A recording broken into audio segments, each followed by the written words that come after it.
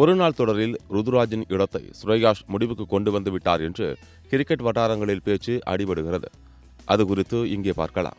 List ஏ cricket போட்டிகளில் Chennai super Kings captain Ruturaj நல்ல சராசரியை வைத்திருக்கிறார். அண்மையில் தென்னாப்பிரிக்காவுக்கு எதிரான தொடரில் கூட சதமடித்து தன்னுடைய ஃபார்மை நிரூபித்திருந்தார். இதனால் நியூசிலாந்துக்கு எதிரான தொடரில் அவருக்கு வாய்ப்பு கிடைக்கும் என எதிர்பார்க்கப்பட்டது. ஆனால் ருதுராஜ் பெயர் அதில் இடம்பெறவில்லை. அவருக்கு பதிலாக காயத்திலிருந்து மீண்டு வந்த துணை கேப்டன் ஸ்ரேயாஸுக்கு வாய்ப்பு கிடைத்தது. ஆனாலும் பிசிசிஐ ஸ்ரேயாஸுக்கு ஒரு செக் வைத்திருந்தது. அதாவது அவர் தன்னுடைய ஃபிட்னஸை நிரூபித்தால் மட்டுமே பிளேயிங் 11 வாய்ப்பு கிடைக்கும் என தெரிவித்திருந்தது.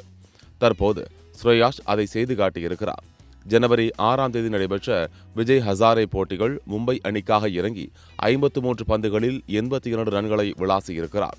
இதனால் விரைவில் இந்திய அணியுடன் அவர் இணைந்து கொள்வார் என்று தெரிகிறது. இதனால் ஸ்ரேயாஸுக்கு மாற்று வீரராக பார்க்கப்பட்ட ருதுராஜுக்கு இனி இந்திய அணியில் இடம் கிடைப்பது கஷ்டம்தான்.